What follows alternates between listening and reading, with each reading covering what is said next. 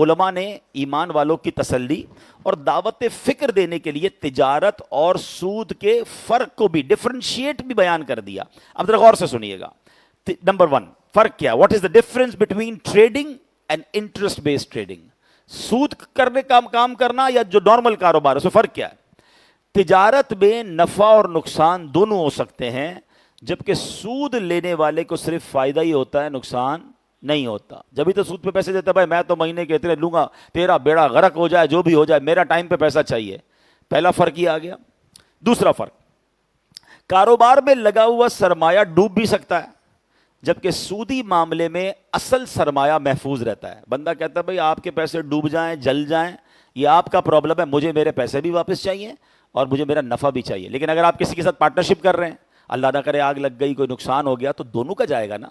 کاروبار میں سرمایہ ڈوبنے کا اندیشہ ہے، سود میں نہیں ہے. ٹھیک ہے، فرق ہو گیا دونوں میں. تیسرا، تجارت میں نفع کی مقدار معین نہیں ہوتی، کنفرم نہیں ہوتی. مل کے کاروبار کریں گے، کبھی لاکھ روپے کمائیں گے، کبھی 5,000 کمائیں گے، مندہ آ گیا تو نہیں کمائیں گے، تیزی آئے گی تو زیادہ کمائیں گے. کاروبار تو اپ اینڈ ڈاؤن ہوتا ہے نا. مگر سود میں رقم طے شدہ ہوتی ہے، کم زیادہ نہیں. اتنے پیسوں پہ اتنے پیسے پرسنٹ سود لوں گا، چاہے وہ بینک ہے چاہے بندہ ہے. فرق ہو گیا تجارت اور سود میں. حرام تو ہے، آج فرق بھی سمجھ لو. لوگ کہتے ہیں کوئی فرق ہی نہیں ہے، بہت فرق ہے. آگے چلیں. پھر فرمایا کاروبار میں ایسا بھی ہو سکتا ہے کہ نہ منافع ہو نہ نقصان ہو، کہ کبھی کبھی مارکیٹ ہی بند ہو گئی، کوئی مسئلہ آیا، آپ نے کہا یار کچھ بھی اس مہینے نہیں کمایا، چلو کوئی بات نہیں. لیکن سودی قرض دینے والے کا منافع یقینی ہے، حالانکہ جس پہ پیسے لگائیں اس کا بے شک نقصان ہو گیا ہو. اسے ہر حال میں پہلے سود کی رقم نکالنی ہے. کاروبار میں فائدہ ہوگا تو فائدے سے رقم نکلے گی نا، لیکن سود والے کا نقصان بھی ہو جائے تو وہ جیب سے رقم نکال کر دے گا. کاروبار میں فائدہ نہیں ہوا ہے مگر رقم دے گا. اور ایسے بندے سے رقم لے رہے ہو جو پہلے ہی قرضے میں ہے، آپ سے قرضہ ہی لیا ہے نا، وہ پہلے ہی مقروض ہے، کاروبار بھی نہیں ہوا، لاس ہو گیا، مگر وہ اپنی کہتے ہیں نا قرضے میں سے اور پیسے نکال کر آپ کو سود دے رہا ہے. تو یہ کس قدر اس پر سختی، کس قدر برڈن والی بات ہے، اور یہی وہ حرام ہے. اے میرے پیارے اسلامی بھائیوں، ایک اور علماء نے بڑی پیاری 2 باتیں بتائیں. جب بندہ سود پہ کام کرتا ہے نا، وہ سست ہو جاتا ہے، وہ کاہل ہو جاتا ہے. وہ کاروبار کرنے کی جو چستی ہے، جو ایفرٹس ہے، ختم. اب میرے کو پیسے لگا دیے، پیسے مل جاتے ہیں، کیا ضرورت ہے کام کرنے کی.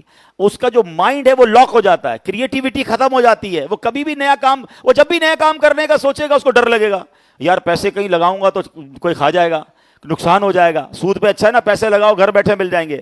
تو ایک تو معاشی ایکٹیویٹی ختم ہو جائے گی. یعنی شریعت کے اصول کا فائدہ دیکھیں کہ اگر کسی امیر کی جیب سے نکل کر کاروبار شروع ہوگا، مثال کے طور پہ وہ فیکٹری لگائے گا تو سینکڑوں لوگوں کو جاب ملے گی.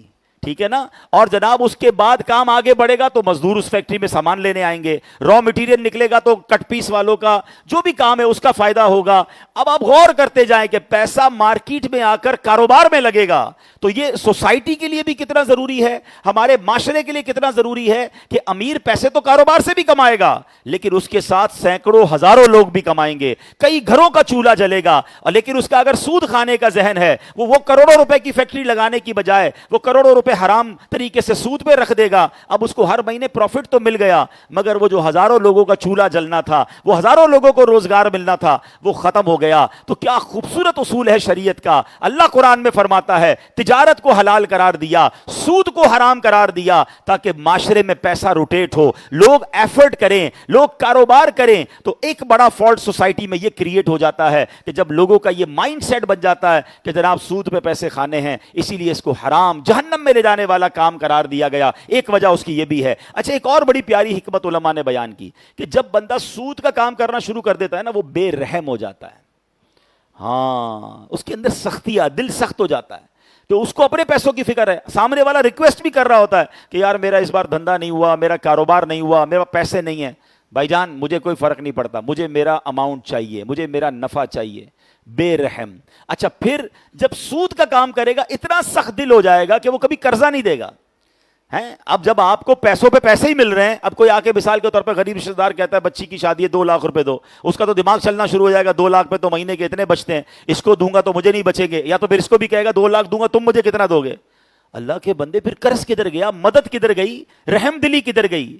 اس کا ایک خطرناک جو کانسیکوینسز ہے کہ سود کا کام کرنے والا بے رحم ہو جاتا ہے، وہ ہر قرضے میں بھی نفع مانگ رہا ہوتا ہے.